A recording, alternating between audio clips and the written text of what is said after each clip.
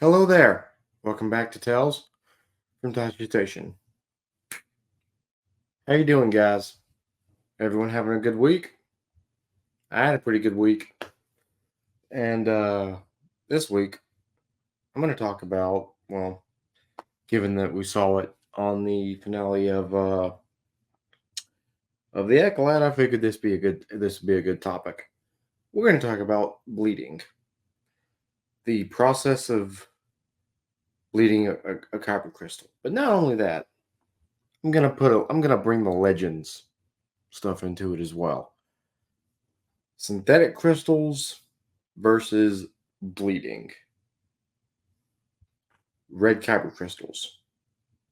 How are they made exactly? Well, I'm going to give you both ways they're created.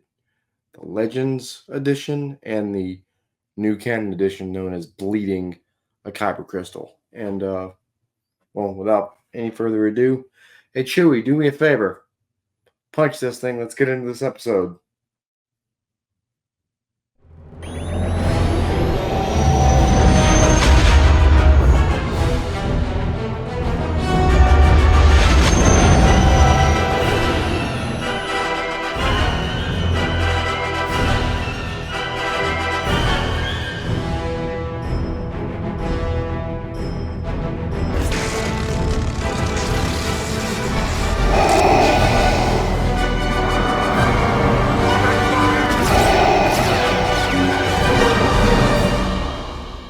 So, how I'm going to talk about this is first, I'm going to talk about the synthetic sabers, the synthetic kyber crystals as they're known in Legends. And then I'm going to talk about the process known as bleeding, which is the now canon way of the canon way of how Siths create their kyber crystals, which it goes both ways. There's a light side version of it, and there's a dark side version of it. I'm going to get into both of them. Don't worry. But first, let's go back to the beginning. What most people accepted as canon up until Disney bought Star Wars. So let's kick this thing off. Synthetic kyber crystals.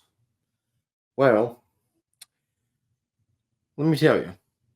Synthetic kyber crystals were manufactured with a machine known as a geological compressor. From what I could find, correct me if I'm wrong, it's essentially a Sith hate engine. That's how they were made. The Sith discovered a way to modify the crystals with the dark side through through their creation, the blades themselves would become more powerful. With the during the creation process, the crystals would naturally turn red, like I said, in the creation process, and they even had the potential to break a natural saber blade in combat, although it was exceedingly rare. And as such, there are three different kinds of synthetic crystals. One, a standard crystal, which is a successful replicant of a natural kyber crystal. It and and the and they're able to naturally keep their shape, keep their size. There's nothing crazy going on with them. And then there's two other ones. A compressed crystal is one that failed the natural process that forms the crystals, resulting in a thinner blade when used. And the third one, much like a compressed kyber crystal, is an unstable uh, synth crystal that, like I said, uh, with compressed crystals, it's a failed replicant of the natural process of a kyber crystal, result, resulting resulting in the crystal's ability to do more damage due to sparking of the blade uh, during combat. However, there's a drawback. With that being the case, the sabers would also short out from time for a period of time due to the unstable nature of these crystals, and that's essentially uh, synthetic kyber crystals in a nutshell. So essentially, the Sith didn't have a way to the Sith didn't have a way to combat in Legends. They didn't have a way to combat the Jedi at the time, and that's where they come up with this idea of making synthetic crystals and kind of trying to force the crystals. It's kind of like a like a square peg, like a square peg in a round hole type situation, and that's where all the unnatural uh, kinds of crystals that I just explained that you get. That's why, and um, to transition into the new established canon, uh, I see where Disney is coming from when they introduced the method of bleeding a crystal, just known as bleeding. And this is, like I said, one of the newer additions to canon since Disney bought um bought Star Wars. And honestly, it's one of my favorite new additions because this process just it makes a lot of sense. And I don't know who thought of the idea of bleeding, but the process and even the other way around, which again I'll get to, makes a lot of sense.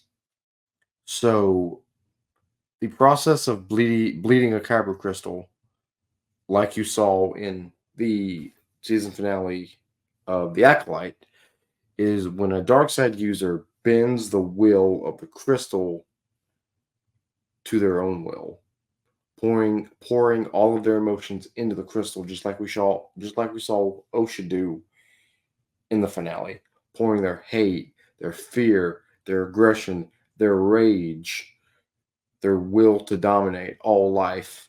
If you're a Lord of the Rings uh, fan, you'll understand that reference. But that's essentially what it is. I mean, they're pouring all of their negative emotions, all the rage, the hate, fear, aggression, the dark side are they, all of those emotions into the kyber crystal to bleed it and turn it red. And it's just it's pretty awesome. And I'm gonna go on a little bit of a side tangent here to explain the other side, where purifying is the opposite of bleeding. It's turning it's turning the blades white, just as Ahsoka did with the blades that she got off of Inquisitors that she killed. Thus, the reason she has lightsaber, two white lightsabers is because she had to go through the process of purifying them, and that takes a lot of energy and a lot of focus, more so than bleeding. Purifying sabers is much harder from what I found on my research, and I'm going to give you guys the instances that we know of when it comes to bleeding sabers. The first instance of bleeding a saber we see in canon is when Vader kills Karak Impala in Vader issue number 5 in 2017. He kills uh this is early on in his in Vader's career, and I mean, Karak Impala is a big dude. Think Geralt, from The Witcher. Like think of like Henry Cavill Geralt put a lightsaber in his hand. That's Karakinfala. And it's essentially, from what I've found, Anakin used his self-hatred to turn the crystal. The fact that he hates Anakin Skywalker and resents that part of himself so much is why he was able to turn the crystal red. Um, the second instance is when Ben Solo attempted to uh, bleed his Kyber crystal, but ended up cracking his crystal, giving his saber that unstable look that we get in the sequels. So those it's not supposed to be, it's not technically speaking a crossguard saber. Those those are just exhaust ports on his saber because that's he's dealing with a cracked kyber crystal.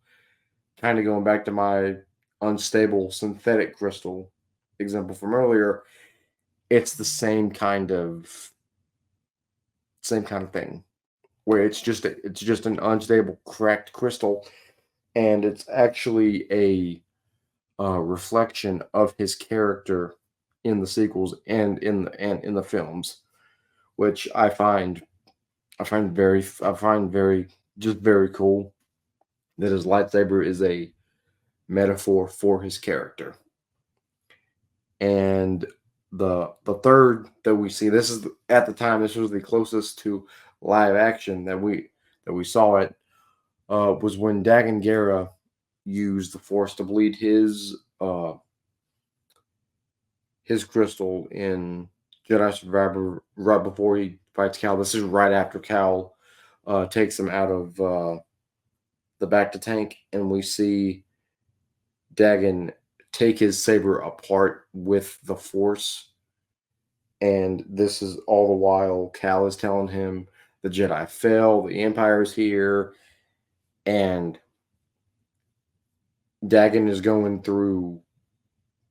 I mean, he thinks the Jedi betrayed him and that the Jedi were weak, and then he turns in an instant, and his uh his saber crystal turns red, and you immediately fight him. It's a great introductory fight, great introductory cutscene. Go watch it. Heck, go play the game if you haven't. It's really fun. And the latest instance that we've seen in the first instance in live action that we've seen is when Osha turns Soul Saber red after she finds out the truth of what happened to her parents. And this was one of my favorite scenes in the show, just because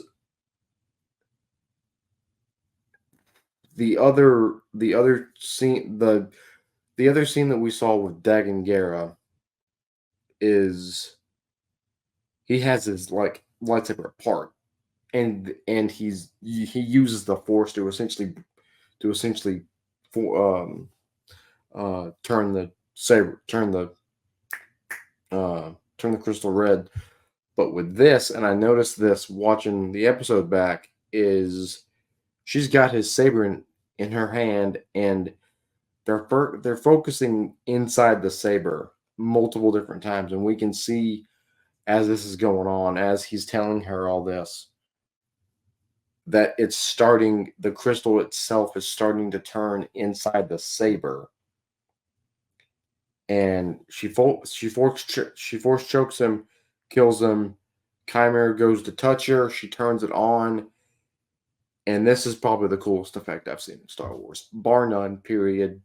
The coolest effect I've seen in all of Star Wars. She turns on the saber, and you can see the blade going from blue to red, going tra- trailing up the saber until it like ends with like a bit of steam coming off of it, which again, awesome to see. Um, and we see her kill Soul without a weapon, which is what Kyber wanted, and then the bleeding of the saber. Um, the concept of bleeding a saber is something that I find really interesting. That that makes a lot more sense than the synthetic method that we have in Legends. Um, just because it makes more sense. Because kyber crystals are, in essence, a reflection of the user.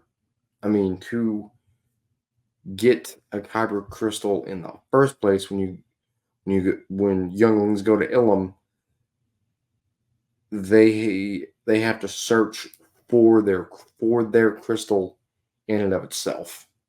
That the crystal has to call out to them, which I find again a absolutely beautiful concept when it comes to how the force works through different objects, through um whether it's not just objects but places, whether it's the cave on Dagobah, whether it's the ice cave on Ilum when you're trying to uh find the find the find another crystal when you're playing as Cal in Jedi Fallen Order. I really like the mysticism of the Force and how it plays into different places and objects and stuff like that. So to me, the bleeding of a kyber crystal just makes a lot more sense than the synthetic method, because the kyber crystal is a physical is part of physical the physical side of the Force, the living Force. And I think being able to pour and to make it again, to make another Lord of the Rings joke, to pour all of your malice, your hate, and your will to dominate. Again, making a joke about the One Ring, it it kind of ties in with bleeding, with bleeding a kyber crystal. To be able to do that, you have to pour the Force user, like I said, has to push in all of the negative emotions that they have into that object to bend it to its will and turn it into a bleeding kyber crystal, because that what they do to those crystals to bleed them, it's still not a natural, it's not natural within the Force. It's not, they're not supposed to be able to do that. But through just pure hatred and just, I mean, Yoda said it best: fear, anger, aggression, the dark side. Are they, through those emotions, they're able to bend the kyber crystal and the Force to their will, thus turning it red.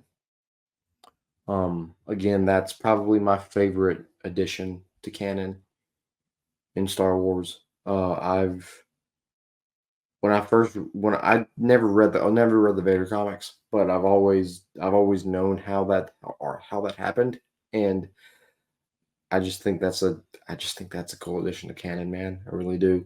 So, without taking up any more of y'all's time, if you're interested, uh, l- look up the Vader comics. There's plenty of stuff online. But until next week, everybody, may the Force be with you.